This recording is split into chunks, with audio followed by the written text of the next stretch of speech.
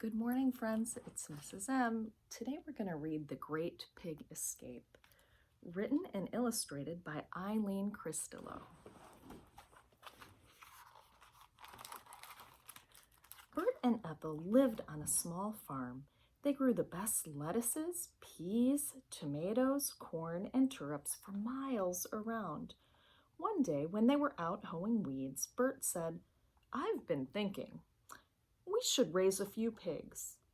"Sounds like trouble to me," said Ethel. "I'd rather stick with turnips."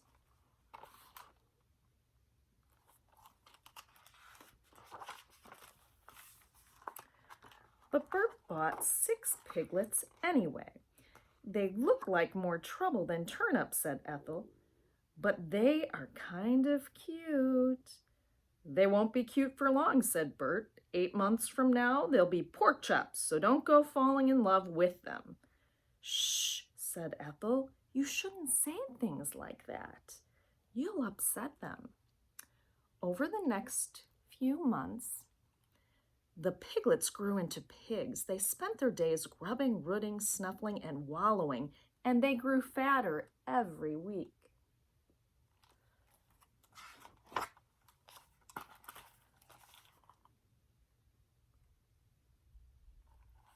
One day, when the pigs were slurping up their slop, Bert said to Ethel, "I think these pigs are big enough to sell at the market tomorrow."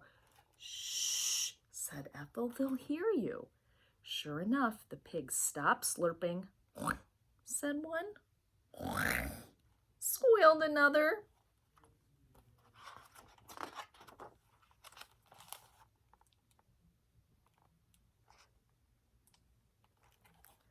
That night, there was a lot of oinking in the pig pen.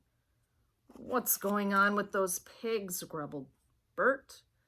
"Sounds like they're planning something," said Ethel. "Don't be ridiculous," said Bert. The next morning, the pigs ran this way and that. They oinked, they squealed, and they shrieked. Bert and Ethel had to ask the neighbors to help them load the pigs into the back of the truck. "Where did you put that bolt that locks the tailgate?" panted Ethel. "On the ground," panted Bert. "I don't see it," said Ethel.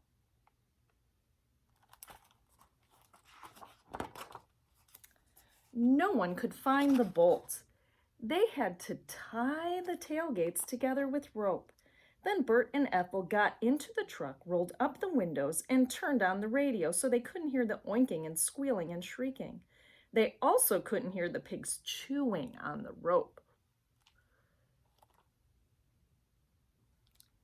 As they bumped and rattled down the road toward town, the rope snapped. The tailgates flapped open, but Bert and Ethel did not notice.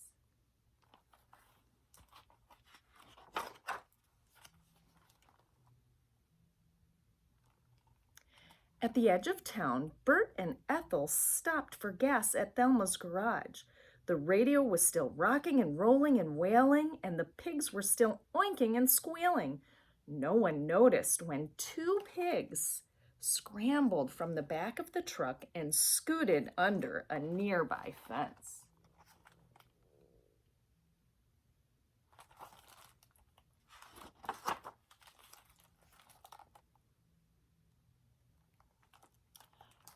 Bert and Ethel made another quick stop at the food co-op for soda and sandwiches.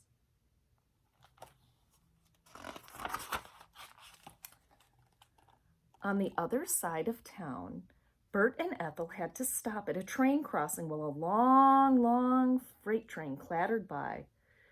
"It's going to take all day to get these pigs to the market," grumbled Bert. "Maybe you should check on them," said Ethel. "No need," said Bert. "I'm sure they're fine."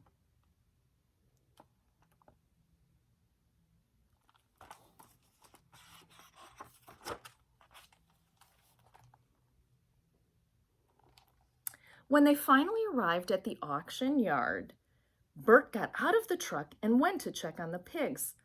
"They're gone," he cried. What? Said Ethel. The pigs, shouted Bert. They got away. He jumped back into the truck and they hightailed it back down the road to look for the pigs.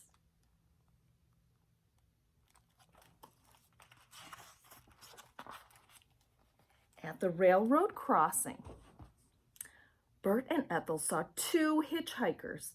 Have you seen any pigs around here? Called Ethel. The two hitchhikers grunted and shook their heads from side to side. Bert and Ethel tore into town and parked the truck. No one at the food co-op or at Rose's secondhand clothes had seen any pigs. But I'd like to find the person who took the clothes off my sidewalk display, said Rose.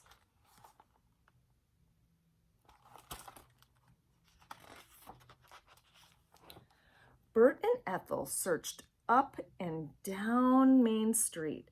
They asked everyone they saw, have you seen our pigs? Ethel stopped at Thelma's garage. I haven't seen any pigs, Thelma said, but someone just stole the wash off my line, including my favorite dress with the purple flowers.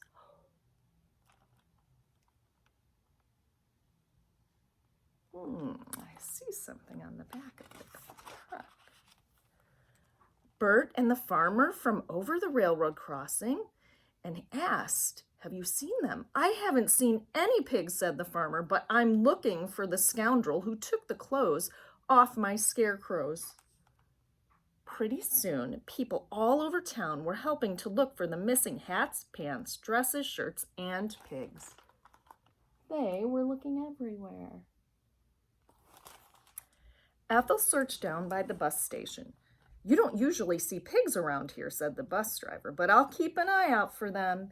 As he was talking to Ethel, several passengers slipped onto the bus without tickets. Who might that have been?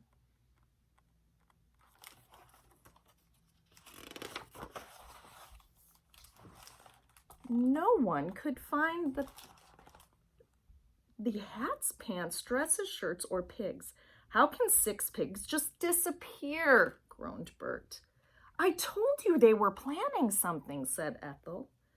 Impossible, said Bert. They're only pigs. Bert and Ethel looked for the pigs for several more weeks. They advertised in the papers, they put up signs, but no one had seen their pigs. Finally, one day when they were having coffee in town, Bert said to Ethel, I've had it with the pigs. From now on, I'm sticking with vegetables. We can grow some fine turnips in the pig pen, said Ethel. Then one day, several months later,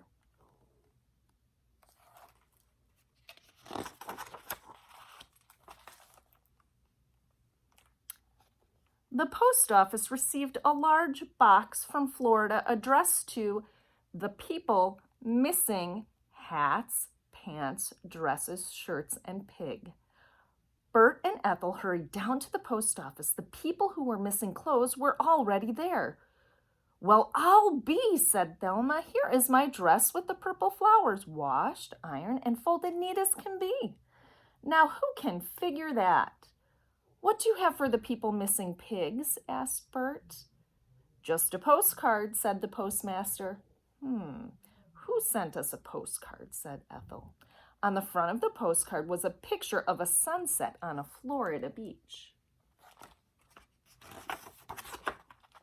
On the other side, it said, for Bert and Ethel. The end. Where do you think those pigs had gone? All right, friends. Good to see you. Have a great day. Bye.